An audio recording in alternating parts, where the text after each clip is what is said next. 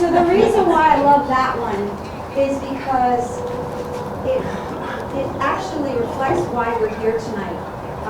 This is Kansas City's first Light of Hope event, and we're so excited to have this event because we are showing our solidarity for what has just gone on in Washington, D.C. May is Advocacy Month and ALS Awareness Month. And just this week, we had hundreds of people in Washington advocating on the ALS community's behalf.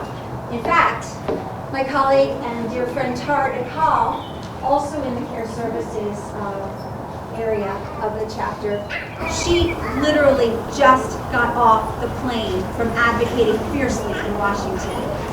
Now, why the Medicare? Okay, so there's more to that story. A person that I don't know, but who will be forever in my heart every time I talk about Medicare to every one of my clinic patients, John Golson. He went to Washington in 1998 and 1999 to advocate for Medicare benefits. And Tara's going to talk about that a little bit further later. But his wife, Emily, spoke his words to them. And through their actions, after a 4-year endeavor, and through their actions, the ALS Treatment and Assistance Act was passed in 2001. And what that did was reduce the mandatory Medicare waiting period from 24 months to 5. Wow. So, John Golson is alive and well in our hearts. He's also alive and well in the Director of Development, Grant Golson, and his darling daughter. This is John Golson's granddaughter, Bonnie. Cool. So he's with us. So 2016 is an anniversary of sorts in that we are revisiting that act. And Tara is going to talk about what we're doing now to completely eradicate that waiting period, because people with ALS don't have time for that. So the only other thing I want to share with you is an impromptu artist appearance. These Bentley, is it? Yes. Can you show everybody? These blew me away. These are their lights of hope. Yay.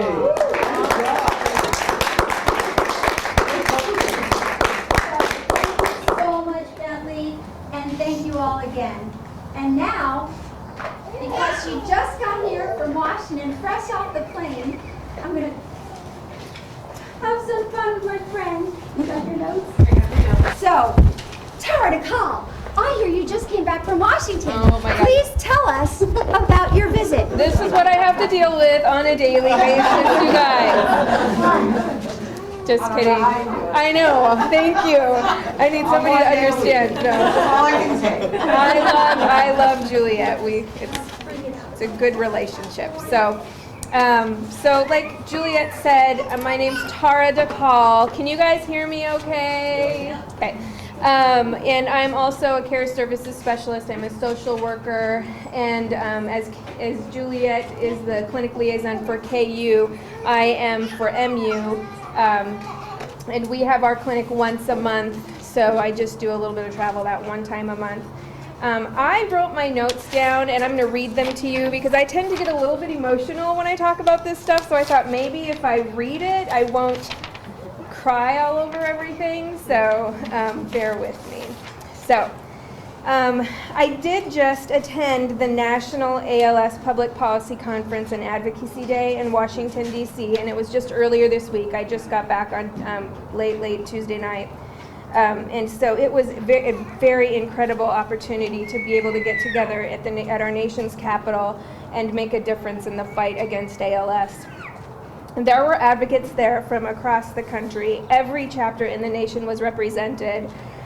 We had more than 600 people in attendance, 128 people with ALS.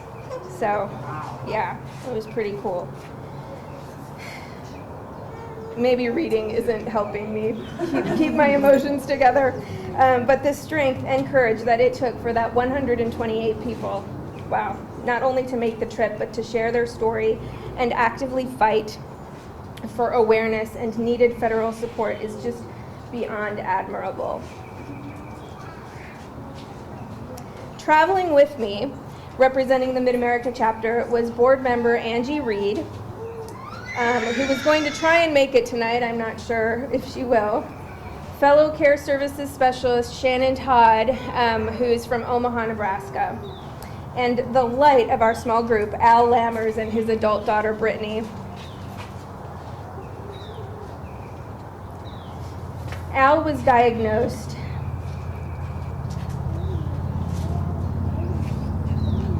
in July of 2014. And he walked down the hill with us. And also there's a reason why they call it the hill, because it's actually on a hill. So there were a few rest stops along the way for him, but not ever a little even grumble from Al. He gladly marched on and was just prepared and proud to share his story. So, and his hope to help future generations with his actions and his voice.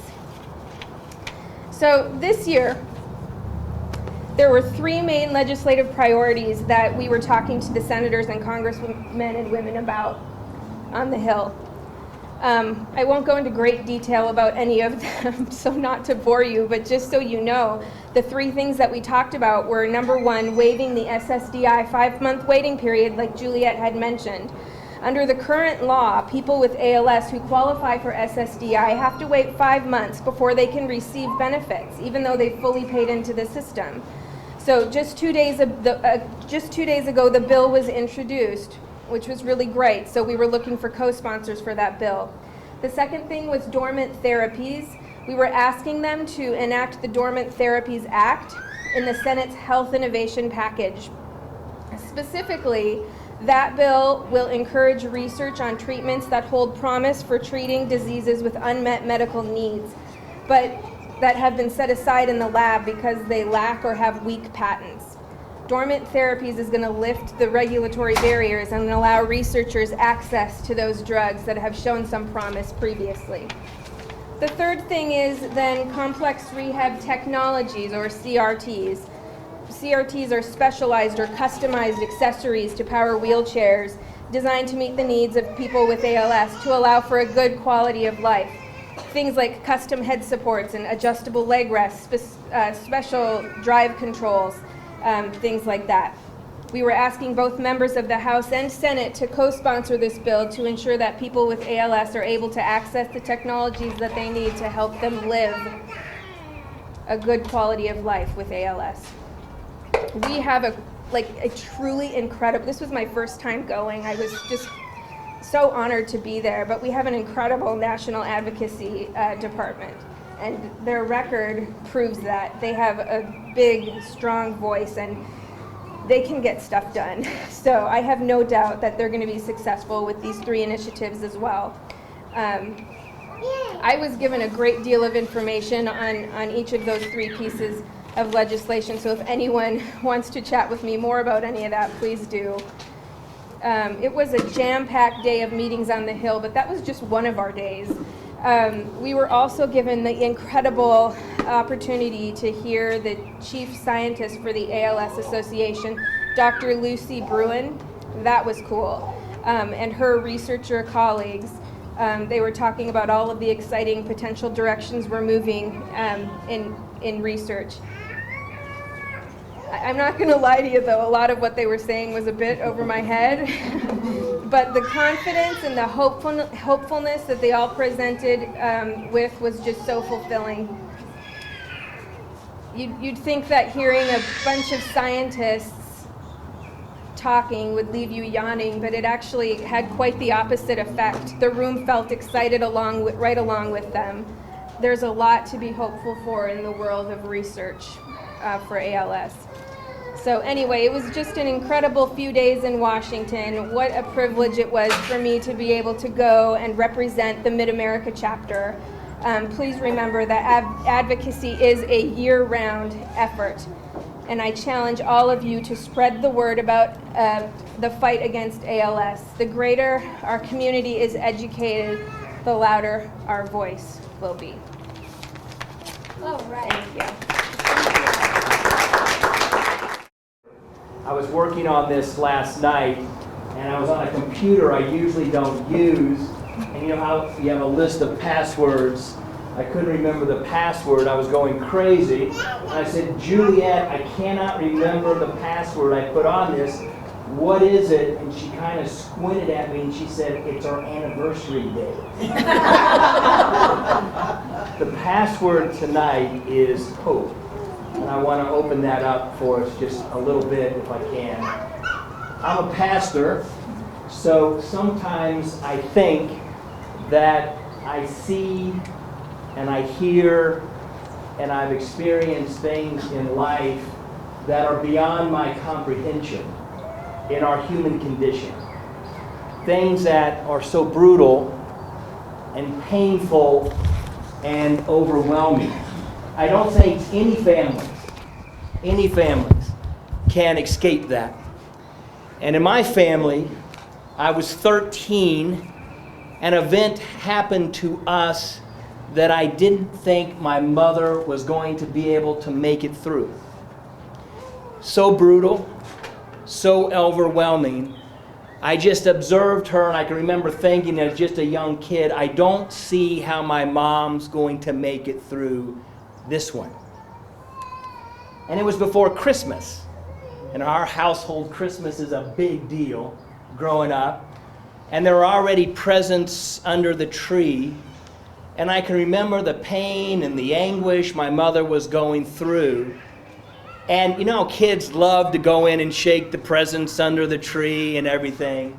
I showed up under the tree one afternoon and there were 3 new boxes under the tree that my mother had placed there. And on the boxes were written, faith, hope, and love. And I really didn't understand at the time why my mom had placed those under the tree. And when Christmas was over and all the other stuff was thrown away, those 3 boxes remained in the room. Faith, hope, and love. And when I grew up, I asked Mom why she did that year. Why did those boxes stay in our living room? And she told me this. She said, life hit me hard, really hard. And she said, Ted, I was not going to give up my faith in my family, in my friends, in my community, in my little church. I wasn't going to lose my faith. She said, I wrote hope on a box. And she said that hope was a reminder to me that I was going to make it through today and I would have hope for tomorrow. And then she told me that 3rd box that was under that tree, she said that was the greatest one of all. It was love. And she said, through my pain, and through my hurt, and through my fear, I was not going to lose my love for you, for my husband, for my friends, and for my community. Grant, who was introduced earlier, who's chasing his wonderful little child. Grant has had Christmas like that, where as a family you're reaching out for faith, hope, and love. And he's going to share with us a song tonight from the musical The Children of Eden. And the song has to do with love and faith and hope. No matter what time we have, we're not going to lose our love. Grant.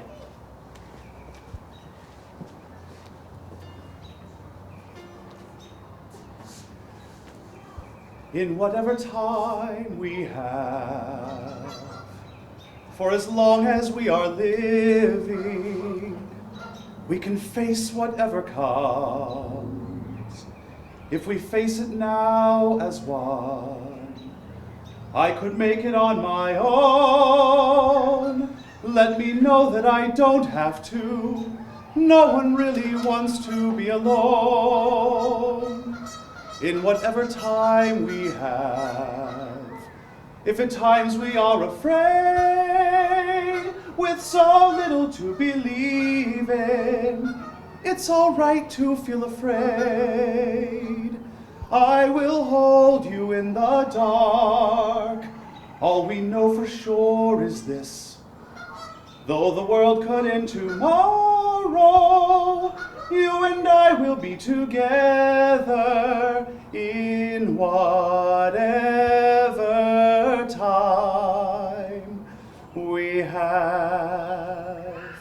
We know life can be a battlefield, but we won't run and we won't yield. You'll be my fortress and I will be your shield. No one really wants to be alone in whatever time we have.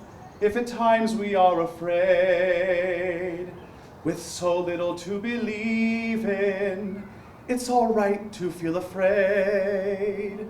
I will hold you in the dark. All we know for sure is this: though the world could end tomorrow, you and I will be together in whatever time we have.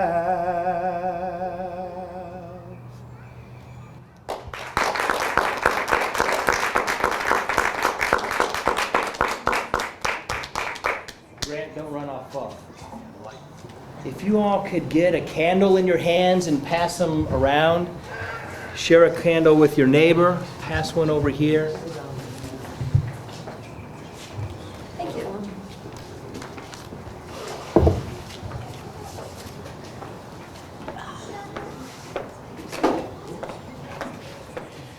Juliet and Tara were worried about doing this too early and not doing this in the dark, but it's not about darkness, it is about light. And what I want us to do, Grant, if you can take some light off of that there and light your candle. And I want to read this before we light our candles.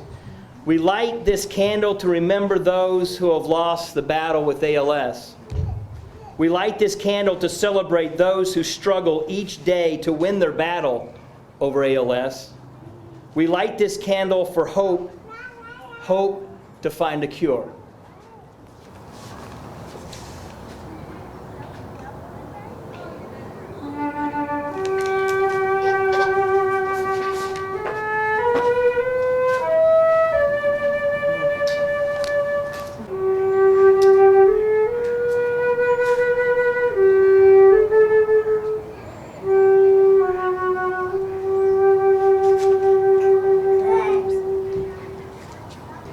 In the Native American tradition, they use smoke to lift their prayers to the heaven.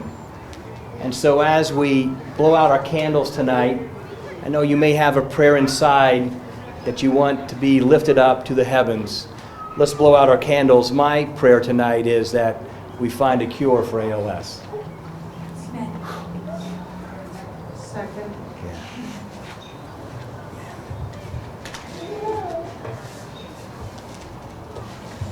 Who would like to just close this off?